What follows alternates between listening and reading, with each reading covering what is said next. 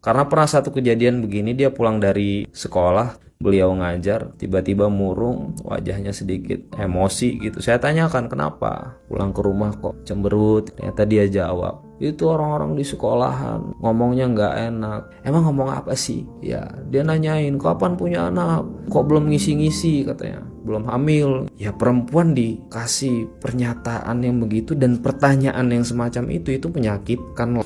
Kadang saya juga heran gitu, kenapa sih orang di luar sana itu repot dengan urusan kehamilan orang lain gitu ya. Semua orang, perempuan terutama, pasti pengen punya anak dan keturunan dan pengen segera hamil. Jadi kalau Anda tanya, kapan nih punya anak, kok belum hamil-hamil? Hei, tolonglah gitu. Please, urusan anak itu urusannya Allah, karena ini berurusan dengan nyawa. Mau bagaimanapun caranya, bagaimanapun metodenya, mau berobat kemanapun, kalau Allah belum mengizinkan, ya belum. Jangan dipikir kita juga nggak usaha, nggak ada effort gitu loh. Kita usaha juga, kita udah ke dokter, tahu-tahu ada omongan kayak gitu, istri balik tiba-tiba marah, istri tiba-tiba bad mood. Kan yang repot saya, bukan Anda. Kita nggak nyakitin istri, tiba-tiba istri pulang dengan wajah yang murung, dengan wajah yang marah, yang gitu-gitu. Kan yang kena dampaknya saya sebagai seorang suami gitu loh. Ya saya sempat kepancing juga, tapi saya bilang udahlah sabar, nggak usah terlalu diseriusin. Ya tapi yang namanya bagi perempuan itu menyakitkan gitu ya. Tapi saya juga berusaha untuk menyabarkan istri, udah yang sabar aja, nggak usah terlalu diurus omongan kayak gitu. Oke, lalu kemudian, nah di bulan berikutnya itu mulai puncaknya lagi lah ya. Sempat kita itu berantem juga gara-gara dia pengen periksa malam itu ke dokter, tapi hujan. Saya bilang gini, udah kita motoran aja. Tapi dia pengen pakai mobil, alasannya karena hari hujan. Padahal belum hujan sih, mau hujan gitu karena mendung malam ba'da maghrib. Saya bilang enggak, aman insya Allah, motoran kita. Sampai di tengah perjalanan ternyata memang beneran hujan dong.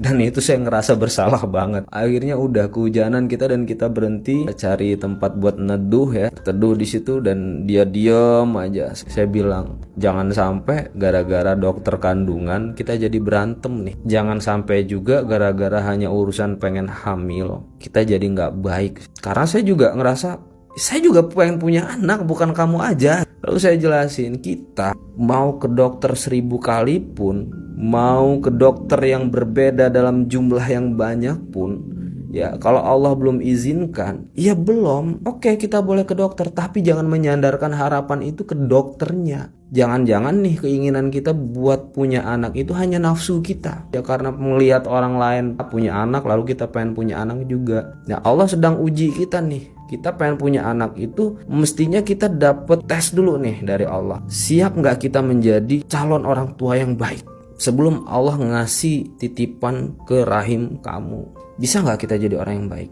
Urusan nyawa adalah urusannya Allah, bukan urusan kita. Kita hanya usaha, berobat, konsultasi ke dokter, minum obat dan lain sebagainya, sudah. Urusan hasilnya nggak usah dipikir. Kalau kita ikut campur urusannya Allah, kita bakal pusing. Kita bakal stres. Buktinya apa? Stres kan sekarang. Bulan berikutnya, di bulan Juli itu dia inisiatif. Saya lupa bulan ke-6 apa bulan ke-7. Dia punya inisiatif untuk beli herbal ya. Beli herbal. Jadi hampir selama 1 bulan itu saya dicekoi dengan minuman herbal itu ya. Kalau nggak salah namanya ramuan cinta ya. Dia udah mulai, tingkat pasrahnya udah mulai ada. Dan nggak terlalu mikir pengen cepat hamil. Pasrah, saya pun juga pasrah. Udahlah pasrah aja. Pada akhirnya beberapa hari setelah dia ulang tahun itu, subuh-subuh saya bangunin saya itu dalam keadaan nangis. Bukan sambil bangunin saya nempokin kaki saya. Loh, kenapa? Saya bilang gitu. Saya bingung, kaget saya kan.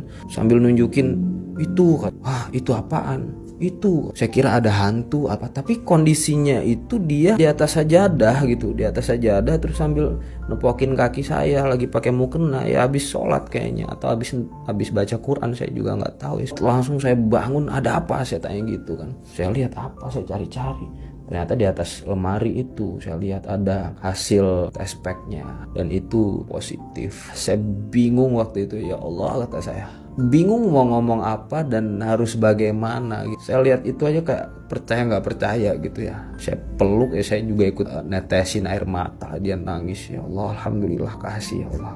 Jauh sebelum itu juga ketika kita di tingkat kepasrahan itu ya, saya bilang ke istri, yang cobain deh kalau habis sholat atau kapanpun itu perutnya dielus-elus lalu dibacain sholawat sambil bilang dalam hati, ya Allah saya siap menjadi ibu, ya Allah saya siap engkau titipkan anak janin di dalam rahim saya. Saya bilang gitu ke istri. Ternyata istri sudah jauh lebih dahulu melakukannya sebelum saya bilang gitu. Aku setiap habis sholat aku gituin kok, aku elus-elus perut aku, kata dia. Terus aku bacain sholawat, terus aku minta sama Allah untuk dititipkan janin. Ya Allah alhamdulillah. Kesimpulannya adalah begini, ketika kita masih punya nafsu yang menggebu-gebu ingin mendapatkan sesuatu, biasanya akan diuji Allah dengan menahan dulu untuk mewujudkannya. Tapi ketika kita sudah berada di titik tawakal, kepasrahan, justru itu datang, Allah kasih nih.